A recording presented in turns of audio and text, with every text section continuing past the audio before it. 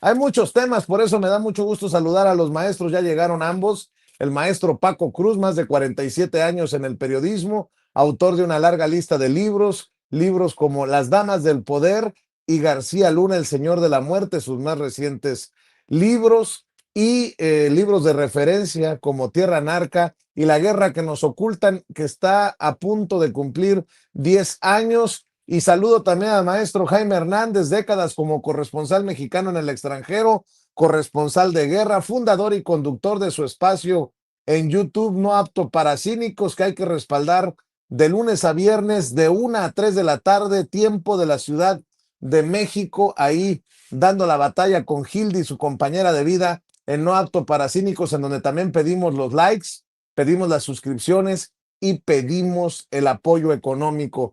Para darles la bienvenida, les recuerdo que estamos esperando sus likes para mover este algoritmo tan derechizado de las plataformas. Bueno, pues aquí, en donde hablamos como los chayoteros no se atreven, no les interesa o no les conviene porque no van a morder la mano que les da de tragar, sí les recordamos que es muy, muy importante esto que no cuesta, pero sí cuenta. Si le quitan el like, vuélvale a dar like. Si le quitan la suscripción, vuélvase a suscribir y active la campanita para ver si estos cabrones de YouTube de una vez por todas envían las notificaciones cuando estemos transmitiendo en vivo y en directo o estemos subiendo videos. Mi querido Paco, gracias por tu paciencia. Mi querido Jaime, gracias por tu paciencia, pero hay muchos temas, muchas declaraciones. Usted dice, maestro, sírvase del buffet para arrancar. Fíjate, Vicente, buenos días. Jaime Hernández, buenos días a toda la familia sin censura, buenos días. Vamos a acaparar el micrófono porque si se lo damos a Jaime, ya ves que luego nos lo quita. Entonces, pero no, bueno, es que hay, fíjate. Ahí los dejo.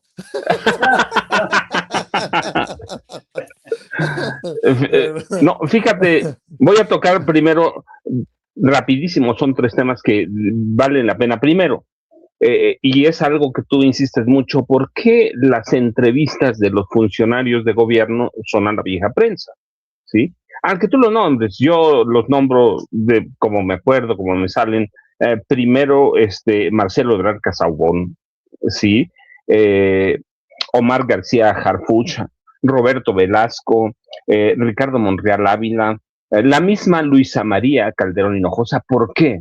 Pues hay una razón. Les interesa. No, Luisa María Alcalde, no me vayas a confundir a la presidenta de Morena con Cocoa, cabrón.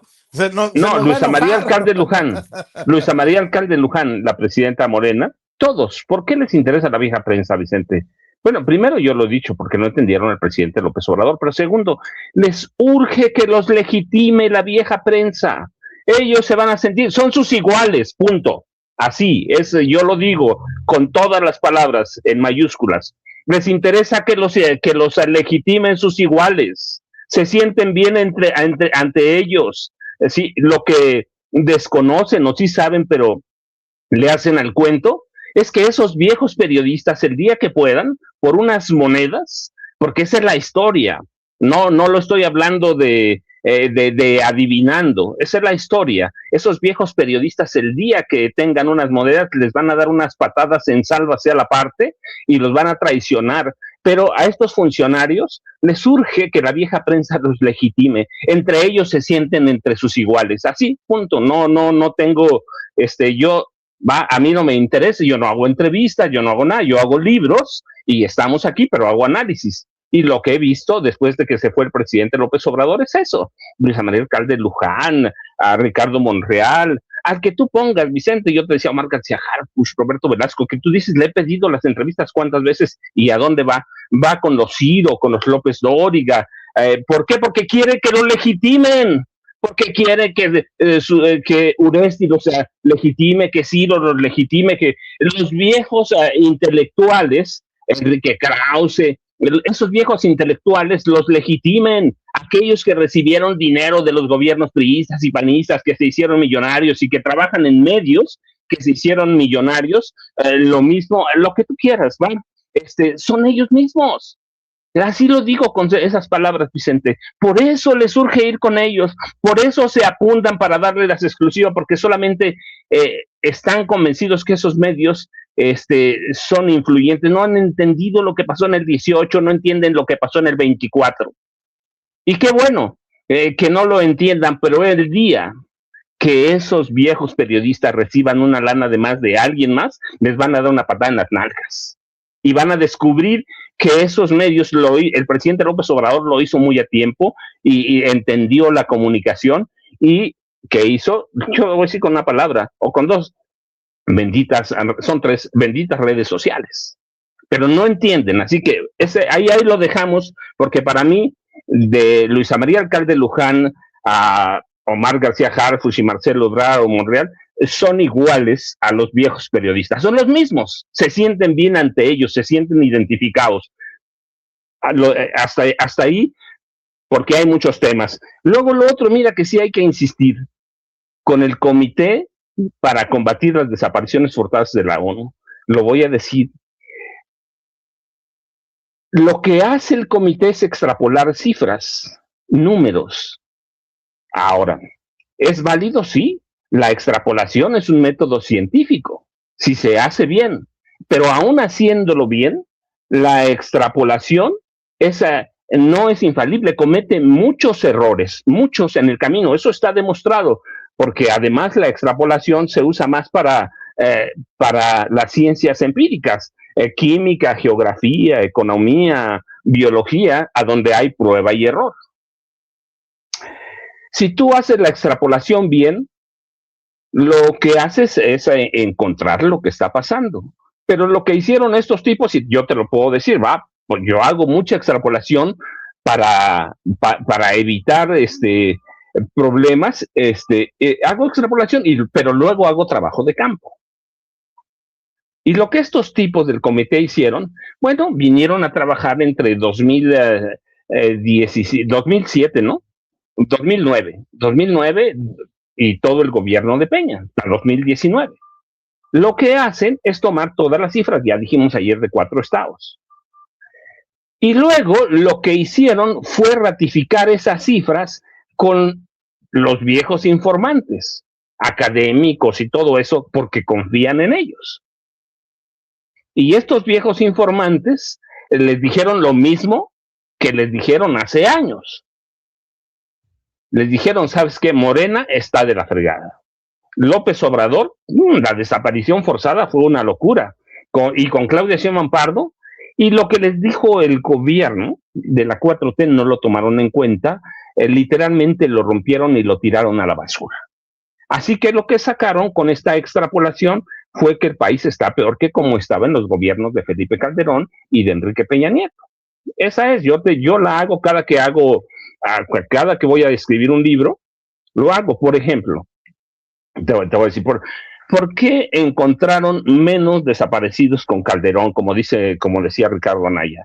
Bueno, y con Peña, por una razón. ¿Quién legitimaba el gobierno de Felipe Calderón? Bueno, pues una era Isabel Miranda de Wallace. Ella legitimaba las cifras de Calderón. ¿Y qué otra persona legitimaba las cifras y los números de Calderón? María Elena Morera Mitre. Así que Calderón y Peña compraron a estas organizaciones civiles y maquillaron todas las cifras. Así que no hay credibilidad en lo que pasó en el gobierno Calderón, en lo que pasó en el gobierno de Peña Nieto. María Elena Morera Mitre, por ejemplo, ella era la madrina de los agentes, y voy a decirlo así, aunque parezca cacofónico, de los agentes de la Agencia Federal de Investigación. ¿Y quién era el titular de la Agencia Federal de Investigación? Genaro García Luna, que luego fue secretario de Seguridad Pública con Felipe Calderón Hinojosa, y María Elena Morena Mitre era la madrina de todos ellos. Así que tienes María Elena Morena Mitre y sus organizaciones tapaban todo lo que hacía Felipe Calderón y Genaro García Luna. Bueno, su organización recibía dinero por millones de pesos, puedo decirlo, por millones de la Secretaría de Seguridad Pública. Un hijo de María Elena Morera Mitre trabajaba con Genaro García Luna, se llamaba Juan Pablo Galindo Morera. Y la señora Wallace, pues ya lo sabemos lo que hacía. Genaro García Luna le dejaba que litigara casos, que los investigara. Parecía agente del Ministerio Público y al mismo tiempo juez de lo penal, ¿sí? Juez de casos federales, podía torturar, podía hacer lo que sea. Entonces, por eso el Comité para Combatir las Desapariciones Forzadas de la ONU hizo un muy mal trabajo, porque fueron a entrevistar a quien, bueno, no conozco los nombres, pero seguramente son todos estos, porque no encontraron estas cosas, Vicente. O lo que les dije ayer, ¿quién era gobernador de Jalisco cuando vinieron? Un panista. Bueno, un panista dijo que iban a votar en contra de la ratificación, como Ramírez Acuña. O sea, con Ramírez Acuña todo era perfecto, ¿no? En Jalisco. Y ahí nace que el cártel de Guadalajara, y sigue con el PRI, con el PAN, luego otra vez con el PRI, ahora con Movimiento Ciudadano, pero lo que hacen es eso. ¿Quién era gobernador de Coahuila? Hoy es uno de los priistas más influyentes, Rubén Moreira Valdés. Ayer lo dijimos, ¿quién era el fiscal de Nayarit? Edgar el Diablo Beita, y Sandoval era el gobernador. ¿Y qué hicieron ellos? Negociaron con el cártel Jalisco Nueva Generación para Felipe Calderón y para Genaro García Luna. Así que lo que hacen es un trabajo desaseado, Vicente, porque consultan a las fuentes que consultan todos los de estos. Mira, este tipo que es verdaderamente es el Diablo Beitia. Este tipo desaparecía personas a nombre del Estado, para el cártel Jalisco Nueva Generación, a nombre de Sandoval, que era el gobernador, las desaparecía, las torturaba, las extorsionaba. Hay que ver Nayarit cómo estaba. Lo que hacen estos tipos es consultar a los viejos intelectuales, por ejemplo, Sergio Aguayo. Y ahora, bueno, lo dejan en el 2017, ¿sí? 2019, discúlpame, lo dejan en 2019, y de ahí extrapolan las cifras entrevistando a los mismos. ¿Qué te van a decir estas personas? Yo te decía, por ejemplo, Sergio Aguayo, muy cercano a Genaro García Luna, y nunca investigó a Genaro García Luna. Así, ¿y qué te podía decir María Elena Morera Mitro? Hay que ver lo que dice hoy también. Entonces, claro que cuando tú haces eso, pues descubres que la desaparición es peor, pero es un trabajo sesgado, es un trabajo mal hecho, es un trabajo descuidado, y luego cuando ves, yo ayer le citaba a este tipo que es ecuatoriano, que pertenece al comité, él dice, es muy difícil probarlo. Pues entonces sí, como presentaron esto, probaron lo de Calderón y de Peña, pero los dejan, sí, los mencionan todo, pero pueden llevar a la Corte Penal Internacional, por ejemplo, ¿sí? Pero es un trabajo sesgado. Así que con esos temas yo digo, podemos entrar y darle paso al maestro Jaime Hernández, porque me gana el tiempo, pero oye, creo que con eso abrimos bastante bien, Vicente y Jaime. Buen saque, pero antes de que, a ver, ya se está frotando las manos, Jaime, déjenme echarles a perder el cafecito, el atolito. Perdónenme ustedes por hacerlos, a usted que nos está viendo y escuchando, escupir el huevito con frijol que se está aventando esta mañana de jueves, que rápido se está yendo la semana. Ya tenemos el discurso con traducción y ahí va con todo el sarcasmo del mundo, porque en algunos momentos sonó a Peña Nieto, Lili Téllez en Estados Unidos. Fue a seguir vendiendo la idea de que en México necesitamos la intervención de Estados Unidos para salvarnos. Y bueno, la senadora no estuvo ayer para gritar. Con razón el desmadre fue en la Cámara de Diputados ayer y no en el Senado. Las mierdas, las mentadas de madre. Es en serio, estuvo así de fea la cosa en la Cámara de Diputados, porque Lili Téllez andaba en el país de las hamburguesas, allá en Texas. Maestros, vamos a aprender entre inglés y de política de Lili Téllez, para que se enojen temprano, Jaime, Paco, écheles ese. Thank you.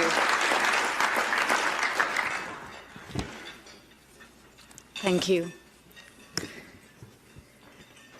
Distinguished members of the Texas Public Policy Foundation, dear friends of Patria Unida, thank you for your support for me to be able to be here to speak with you.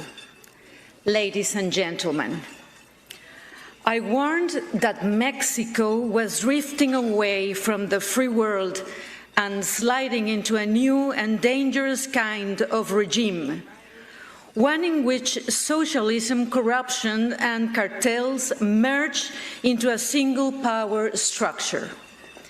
Mexico is not simply going through a crisis of national security. It is undergoing a regime change, an experiment in building what I call a socialist mafiocracy, a system in which authoritarian politics, an omnipresent state, and narco-terrorism are fused into one. And yes, this is happening on the southern flank of the United States. Let me start from a shared reality. The fentanyl epidemic in this country is not just a statistic for us.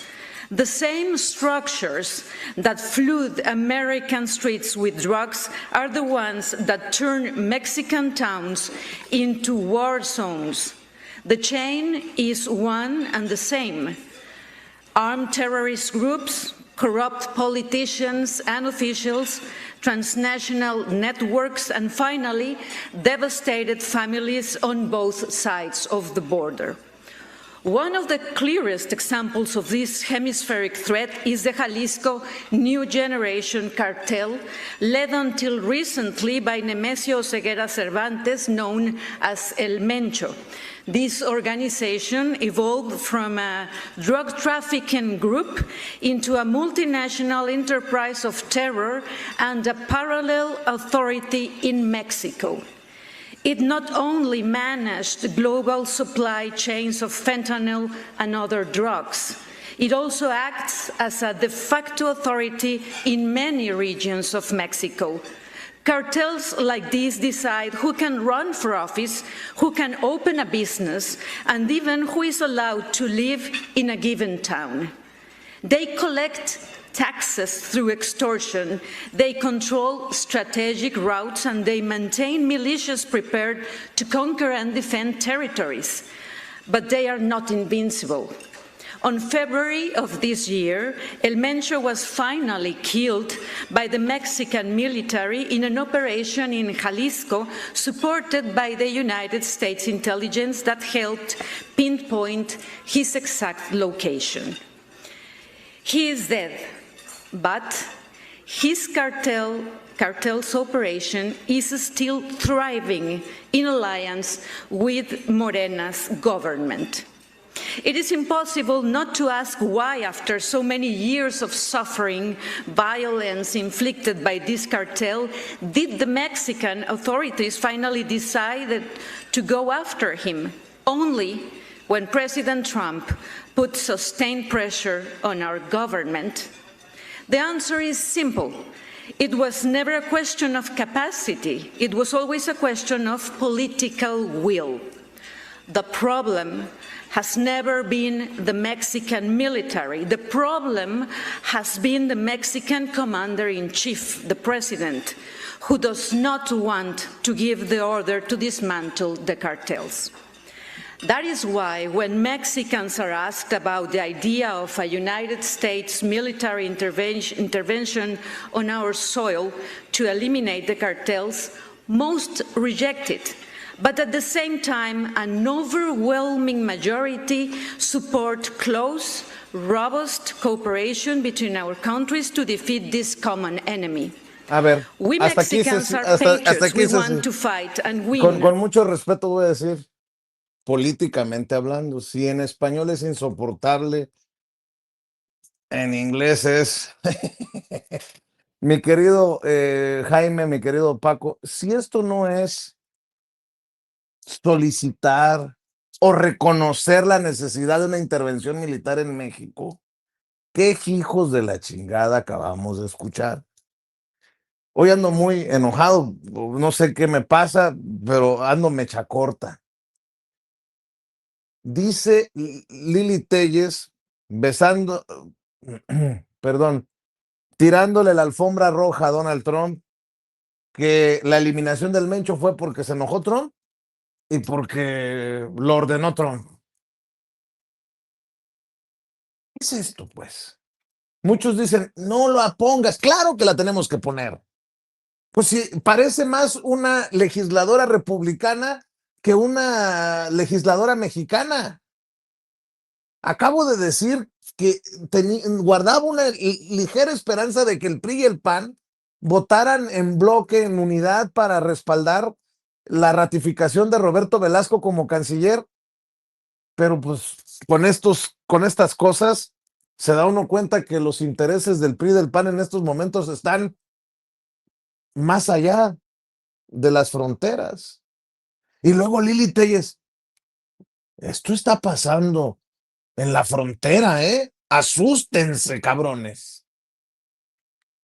Bueno, de eso, de la traición de Israel, al cese al fuego, de lo que tú quieras, mi querido Jaime, te abrazo. Gracias. Muy buenos días, queridos amigos. Bueno, déjenme empezar. Va a ser corto el tiempo que le dedique a esta mujer. Gracias. Qué vergüenza, qué vergüenza. Da pena ajena escuchar a Lili Telles en su condición de senadora de la República Mexicana. Me da vergüenza.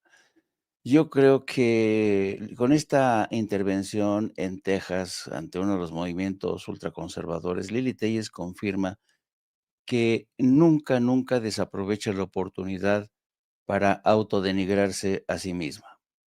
Es increíble, ¿no? Y escuchándola, me acordé del papel que jugaron,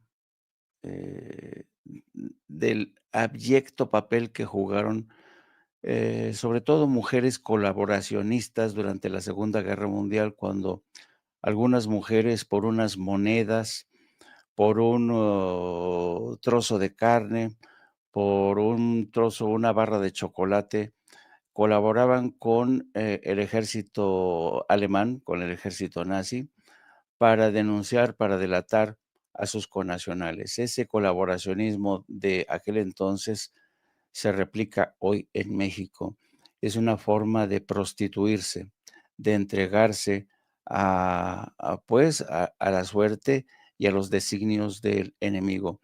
Esto es un acto de traición. Yo no tengo duda, esto es un acto de traición.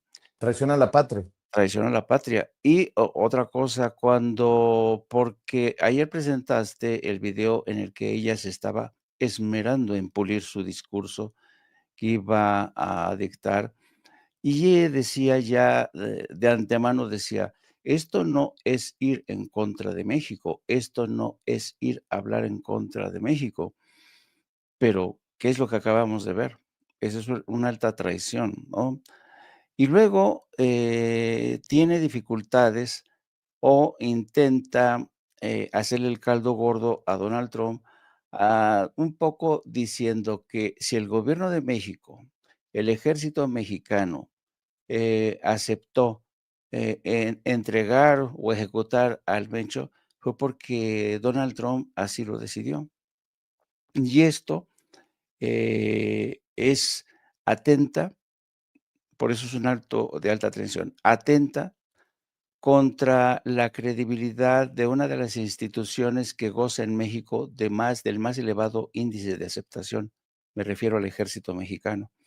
Un ejército que ha entregado grandes cantidades de cuota de sangre, de vidas de sus efectivos en esta lucha sin cuartel contra los cárteles de la droga. ¿Se dan cuenta de la inconsciencia?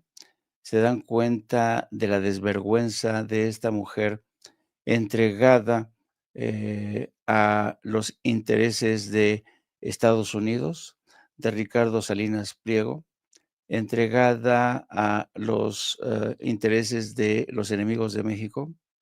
Yo creo que este tema merece un análisis aparte, porque yo creo que sí se constituye aquí un delito de alta traición contra México.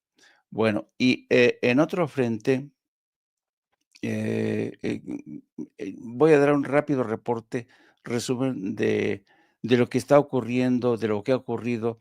Desde ayer ya hablábamos de que desde un primer momento Israel no estaba dispuesto a aceptar las condiciones del cese de hostilidades pactado entre Estados Unidos e Irán. Un pacto que fue una tregua que fue apadrinada por China y por Pakistán, y en la que en primera instancia Trump aceptó los 10 puntos presentados por Irán, en la que se contemplaba el cese de hostilidades en todos los frentes que estaban abiertos, que habían sido abiertos por Israel y Estados Unidos, y en ese frente se incluía a Líbano. Bueno, pues ayer Estados Unidos e Israel se dieron el lujo de violar este acuerdo de este cese de hostilidades, bombardeando Beirut y asesinando en el proceso a 250 civiles. Es una masacre lo que ha ocurrido. Y hoy mismo, esta mañana, las fuerzas militares de Israel han reiterado que van a mantener la ofensiva en Líbano para contrarrestar el avance de Hezbollah, que sigue avanzando y que no va a dejar de avanzar mientras Israel siga bombardeando Beirut y el sur de Líbano. Así es que esta es una clara violación de las muchas. Esta violación al acuerdo se suma a un rosario de traiciones de Estados Unidos estando en la mesa de negociaciones. Estados Unidos traicionó a Irán mientras estaban sentados en la mesa de negociación 2 veces consecutivas. Esta sería la tercera. ¿Y por qué digo que también Estados Unidos? Porque ayer mismo vimos cómo Donald Trump se desentendía de los 10 puntos que planteaba Irán, que incluían 1, el alto al fuego en Líbano; 2,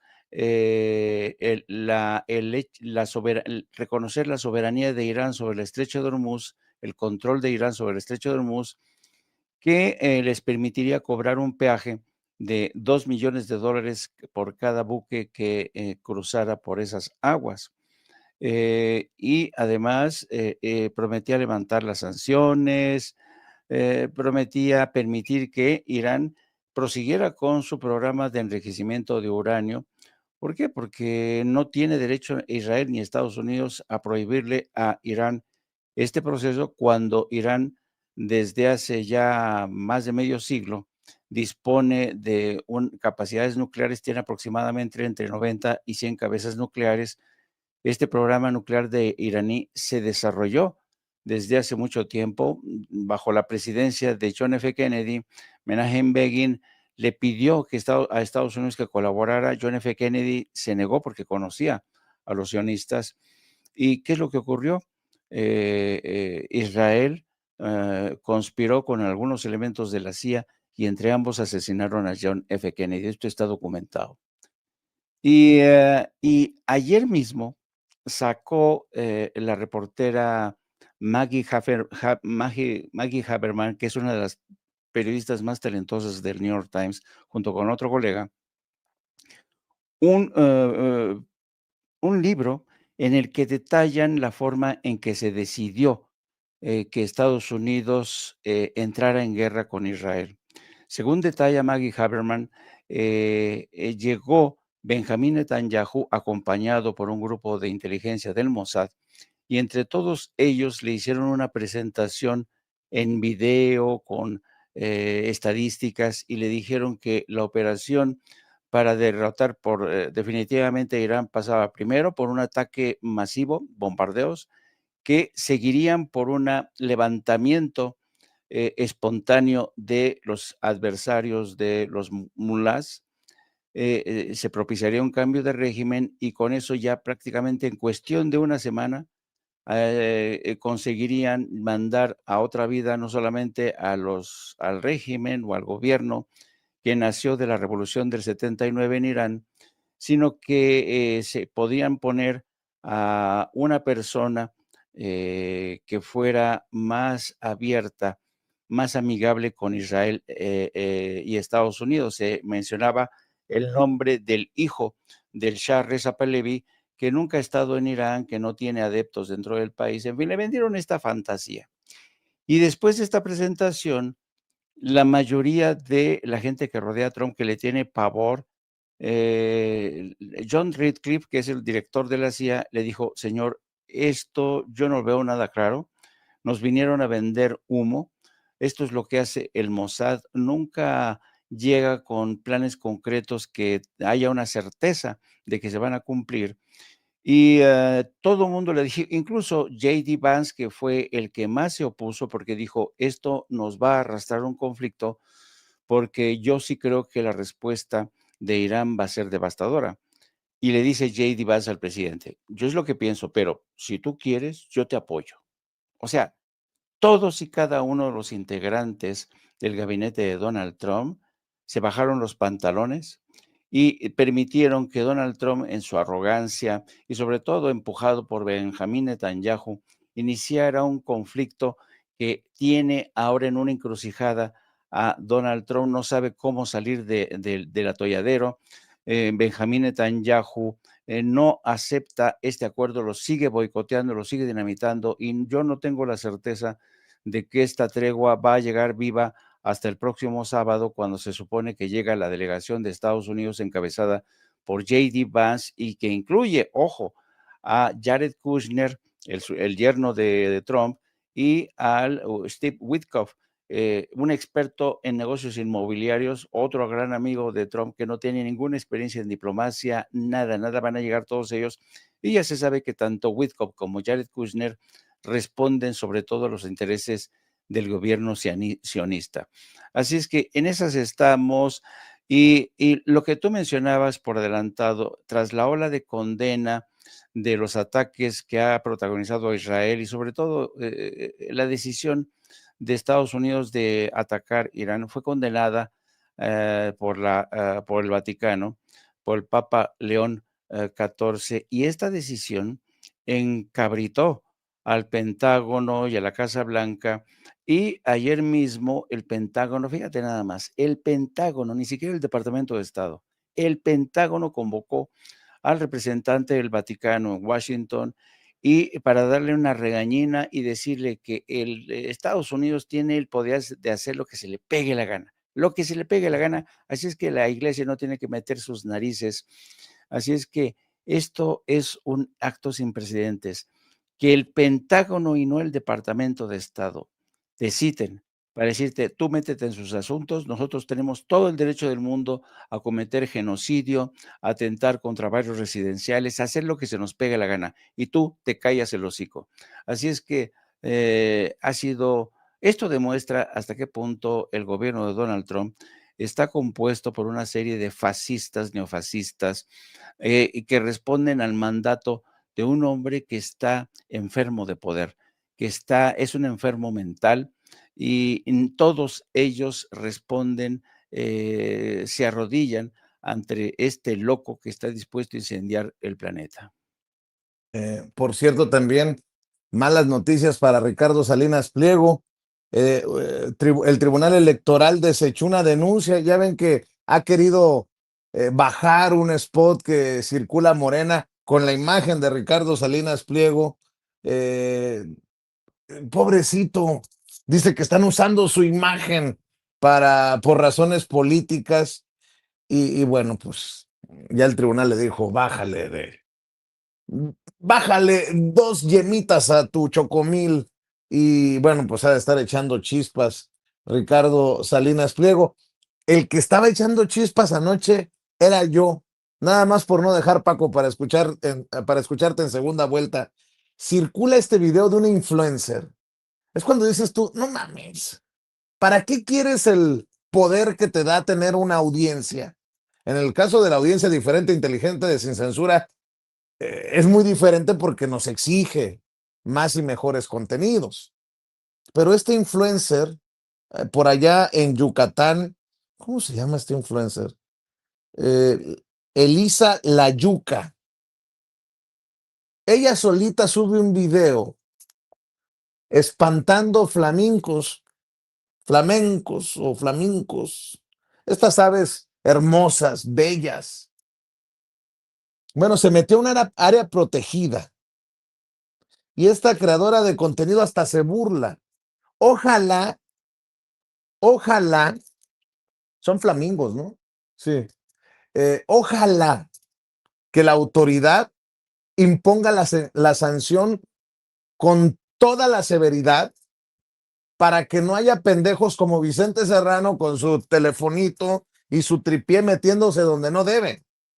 Si la hicieron de pedo porque Mr. Visto, no sé cómo chingado se llama, se metió a una pirámide con la venia de la autoridad en Campeche, pues ¿qué va a pasar con esto? Dicen que puede ser millonaria la multa, pero vi el video y dije yo, no mames, por favor, la autoridad tiene que sentar precedentes, imponer sanciones. Échalo, Ceci, el video. Estamos aquí en la manada de flamencos, vean eso, ¿cuántos hay? Un montón de flamencos, vean eso. Dicen que por acá no se debe de escuchar música, la verdad es que nosotros no sabíamos, pero vean cuántos flamencos hay. Un montón, se despertaron. ¿En que escucharon ayer igual? Se despertaron. Y vean cuántos son y siguen saliendo más, como una plaga de flamencos. Vean eso. Y se están yendo todos los flamencos. Vean eso. Y sale más y más y más y más. Tan preciosos, vean eso. Estamos disfrutando de esta vista bella. ¿Es o se hace? Como una plaga, dice. Y están saliendo porque pusieron la música a todo volumen. Y se emocionan. En fin. La autoridad tiene que, con mano dura, ponernos un hasta aquí en esos temas. O sea, meterse a una área protegida para espantar a los flamencos, nomás porque sí. Qué ignorancia. La ignorancia es cabrona, ¿eh? Es atrevida. Ahí está el caso de esta muchacha que le dicen la yuca. En fin, mi querido Paco, vamos en la segunda vuelta, por favor, con lo que usted diga, maestro. Mira, este caso rapidísimo, nada más un minuto, porque ella dice es hermoso, pero los clasifica como una plaga. ¿Qué es una plaga? La aparición masiva, o sea, que nos da por hecho que es su hogar, masiva y repentina de seres vivos, insectos, animales, microorganismos o plantas que causan daños graves a la salud humana. Esa es una plaga. No lo digo no, tú, no lo digo yo, lo dijo ella. Son una plaga que causa daños al entorno. Entonces, sí, habría que tener mucho cuidado, pero como en este país cada uno hace lo que se le pega la gana, Vicente, y las autoridades de pronto están ahí en el espacio. Y luego lo otro, mira, es que estaba viendo el chat en vivo y siempre es interesante. Alguien por ahí dijo, es que van con los funcionarios de Morena, van con los viejos periodistas porque tienen a muchos seguidores. Y yo de pronto reflexiono y digo, que no recuerdan lo que pasó con López Obrador en 2018. Todos esos viejos periodistas, todos, no hay uno que no hubiera estado contra López Obrador, agrediéndolo, denostándolo. Todo el mundo estaba contra él. Estaban con Ricardo Anaya, con José Antonio Meade Curibreña, le daban el triunfo a ellos. Había encuestas, yo recuerdo, Loret decía, no, prácticamente Anaya va a ganar. Todos los medios estaban contra López Obrador. ¿Y qué pasó? En las elecciones de 2018 ganamos. Sé que esos medios fueron irrelevantes. Y el ejemplo más claro en 2024. Todos esos viejos comunicadores estaban contra la 4T y nace esa campaña de narcocandidata, narcopresidente, con todos esos viejos comunicadores, al que le pongas, ¿qué pasó? Ganamos otra vez, sin necesidad de esos viejos comunicadores. Y yo insisto que es necesario ver en cuenta la irrelevancia de Loret, de López Dóriga, de Sergio Sarmiento, hay que verlos. Krause, Aguilar Camín, Aguayo. Además, el tema no nos lo estamos sacando de la manga, Paco. No, Acuérdense, claro. en el proceso interno para definir como candidata finalmente a la presidenta, hoy presidenta Claudia Sheinbaum, hubo un mandato para que en el proceso interno no se hicieran entrevistas con los medios de comunicación golpeadores y con los periodistas y comunicadores tradicionalmente chayoteriles. No me lo inventé yo. ¿En dónde quedó esto? Nada más era para el proceso interno. Si le hace tanto daño este periodismo como para decir en el proceso interno no está permitido por los jugadores y la jugadora en su momento ir a la cancha de estos personajes, a la que regresamos a lo mismo. O sea, ¿qué parte no hemos entendido? Pero bueno, nada más porque la gente piensa que uno se saca los temas de la manga y pues no, son cosas que venimos analizando, pues. Pero además, Vicente, lo que es que son irrelevantes y son corruptos. Y que el día que puedan, van a traicionar a estos funcionarios que los van a ver, que a los que les urge que los legitimen. Así que bueno, ahí debe quedar el tema. Luego lo otro, mira, el tema del magnate misógino, Ricardo Benjamín Salinas Pliego. No solo es este revés en el Tribunal Electoral del Poder Judicial de la Federación, pero además hay que recordarlo, él ya está en campaña. Él está en campaña, ya no es un magnate porque es dueño de mucho dinero, por lo menos $4,000 millones, es un magnate, pero ya está en campaña presidencial. Hay encuestas, no sé si son pagadas, yo supongo que sí, que lo dan como el precandidato más avanzado para representar al PAN en las elecciones federales de 2030. No sé si le va a alcanzar, pero bueno, pero ya lo dan, así que ya es candidato, ya está metido en la política. Pero hoy va a sufrir, Vicente, porque hoy también en la Suprema Corte de Justicia de la Nación se va a dilucidar aquellos amparos que promovió para que la UIF no lo investigue. Y es clarísimo que como está la situación, la Suprema Corte de Justicia de la Nación va a tirar los amparos y va a permitir que la Unidad de Inteligencia Financiera lo investigue por lo menos en los últimos 10 años, de tal forma que la Unidad de Inteligencia Financiera lo va a poder investigar a dónde está la lana, en qué paraísos fiscales, que es un tipo que mueve paraísos fiscales, prácticamente todos los días mueve su dinero. En España lo han documentado, nosotros lo hemos documentado, los papeles de Panamá.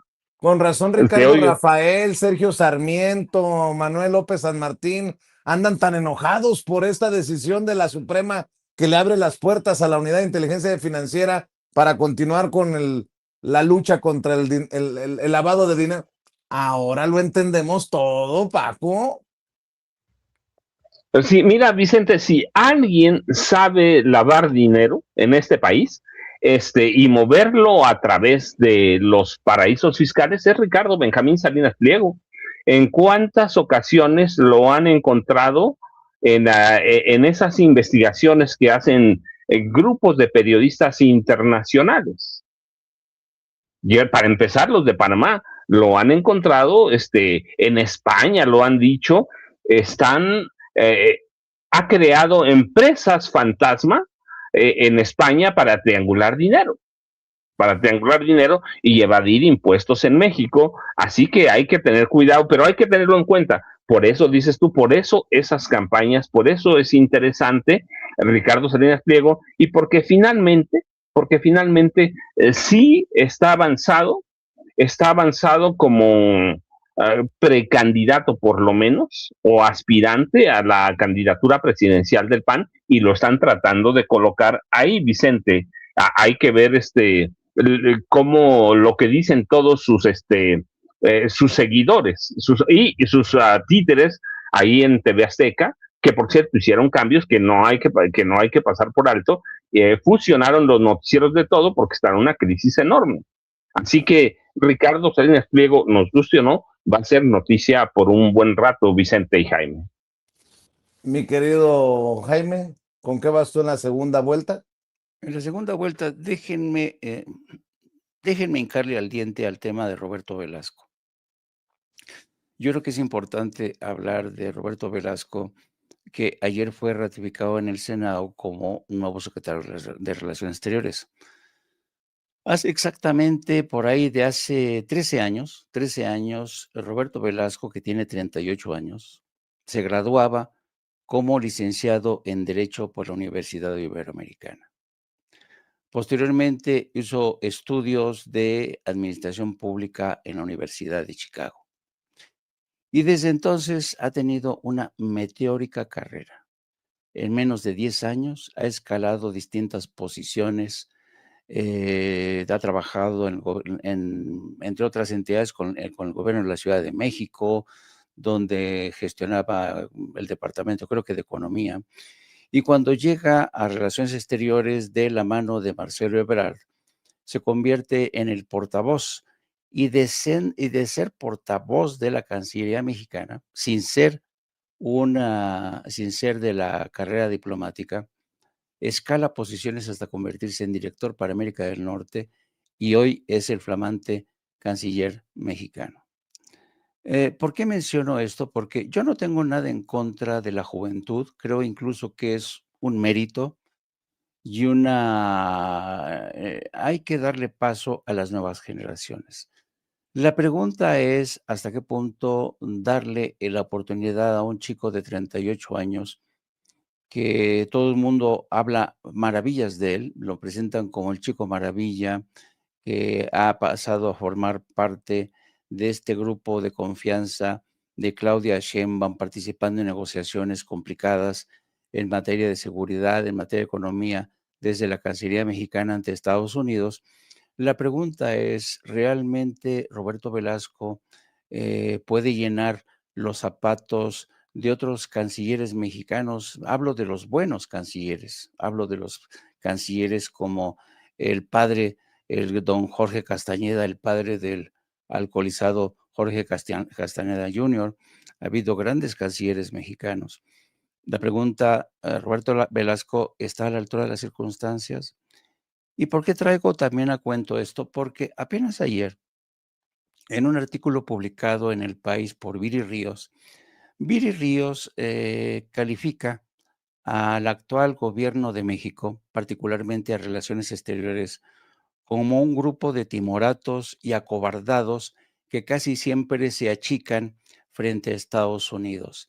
En este artículo que titula Lecciones de Irán a México, Viri Ríos intenta hacer una comparación entre la gallardía, la valentía de Irán frente a Estados Unidos, una nación que ha dado muestras de un nacionalismo, de un amor por la patria, de una valentía sin precedentes.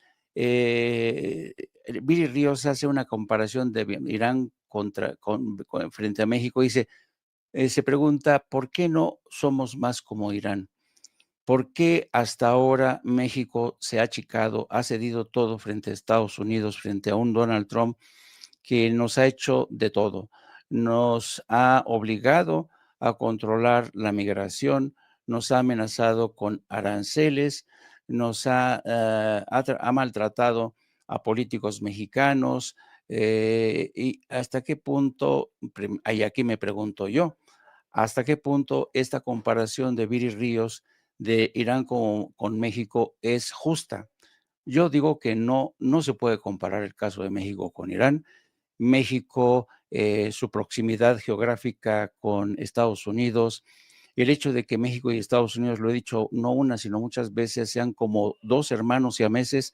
Estados Unidos con un gringo alto que devora hamburguesas, que se mete cocaína por la nariz, que se esnifa fentanilo, y del otro lado tenemos a el hermano chaparrito, frijolero, que le gusta el tequila, que de vez en cuando fuma su marihuana.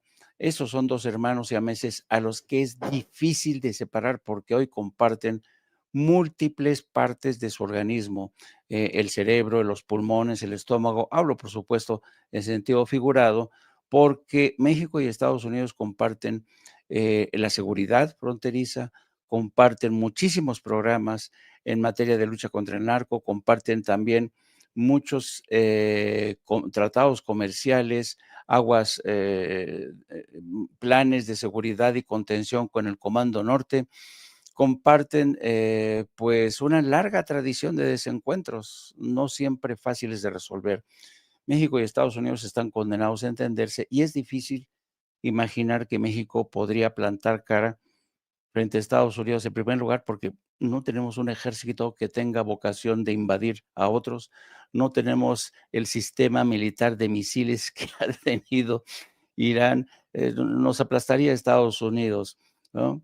Entonces, pero hay algo de cierto en el sentido de que los funcionarios de México casi siempre son muy timoratos, se achican casi siempre frente a Estados Unidos.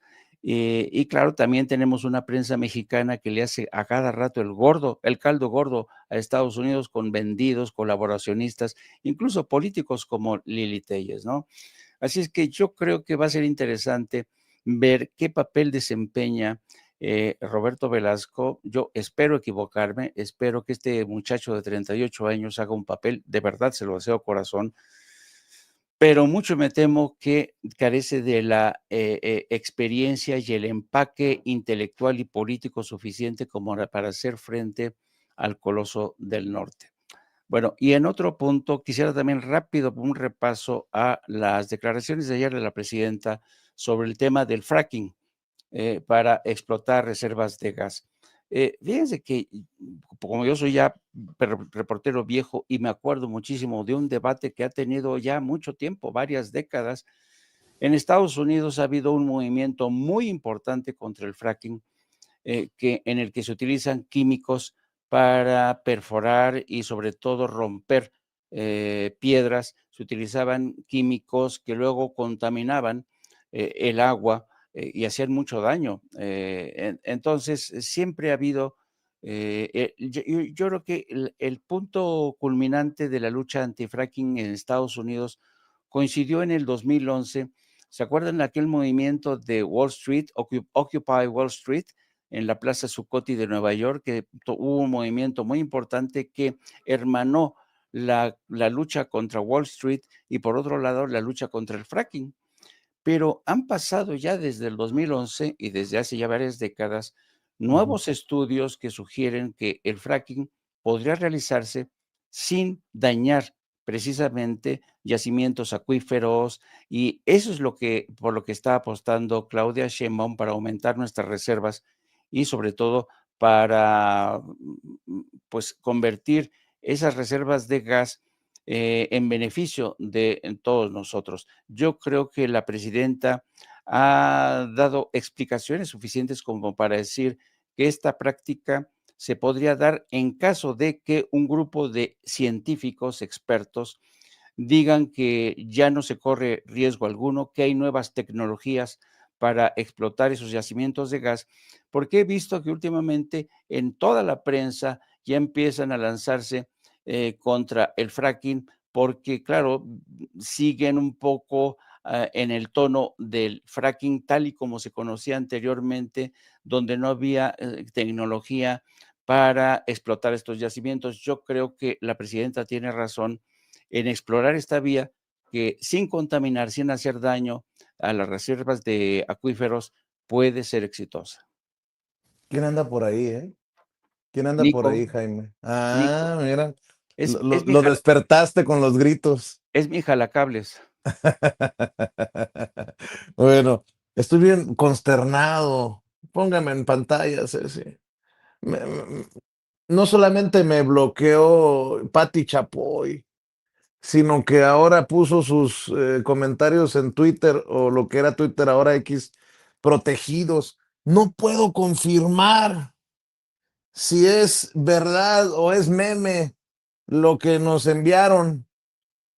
En una semana se empieza el recorrido, porque además no puedo ver ni fecha ni nada. Por eso no puedo confirmar la veracidad de estos mensajes. En unas semanas empieza el recorrido del señor Ricardo Salinas por todos los pueblos, comunidades y ciudades de todo México. Hay que apoyarlo, es el único que puede cambiar el rumbo del país. No lo dudo que sea cierto esto. Tú sí sabes lo que es bueno. Gracias por apoyarnos, no los defraudaré.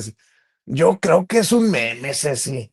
Pero bueno, como me tiene bloqueado Pati Chapoy y nada más puedo pitorrearme de Pedrito Sola, que todavía no se ha dado cuenta de lo que decimos en Sin Censura, pues, en fin. Mi querido Paco, ¿por qué no cerramos invitando a la gente para que te respalde en redes sociales, por favor?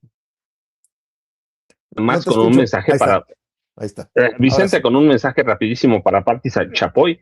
¿En qué investigaciones se encuentra Salinas Pliego? En los Pandora Papers de 2021 encontraron que este grupo de periodistas internacionales encontró que Salinas Pliego utilizó estructuras en paraísos fiscales para ocultar decenas de millones de dólares, incluyendo herencias y activos del grupo empresarial. Y también aparecen los Paradise Papers o Papeles Paraíso de 2017, que revelan que Salinas Pliego utilizó paraísos fiscales como Luxemburgo, Malta y Barbados, y creó empresas para desviar fondos. Y recuerda, también lo investigó la Autoridad de Mercados de Estados Unidos y bancaria, en 2000, hace por lo menos 7 a 8 años, lo investigó por un fraude más o menos y esquemas fraudulentos relacionados con algunas deudas que tiene. Y yo ya sabes, @Paco Cruz Jiménez en X, antes Twitter, Francisco Cruz Jiménez en Facebook. Vicente, nos vemos mañana tempranito o antes si pasa algo. No sé si te escuché bien, pero también aparece en algo que se llaman los Epstein Files, en un email con una cena como 70 ocasiones, Vicente. En donde coincidió, no sean mal pensados, coincidió con Jeffrey Epstein. Pero bueno, ya quedó establecido. Mi querido Jaime, me imagino que de algunas de estas cosas que hemos hablado, también te ocuparás de 1 a 3 en No Apto para Cínicos con Gildy y con tus editorialistas de cabecera. Mira, aquí ya tengo. Ay, buenos días, güey. Vicente, buenos días, Paco. ¿Qué tienes? Ay, pasa, hermano Yago. Oye, claro, pero avísame cuánto va a cobrar, porque luego va a querer cheque gordo, cabrón. Por el cameo, como le llaman en el cine, por el cameo en Sin Censura, mi querido Jaime. Vamos a hablar a partir de la 1 de la tarde, precisamente en los últimos acontecimientos y hasta qué punto la cumbre por la paz, por la negociación que se va a producir el próximo sábado en Islamabad, puede caerse de último momento. Así es que, y vamos a hablar también, pues, de lo que diga hoy la presidenta. Venga, de 1 a 3 en No Apto para Cínicos.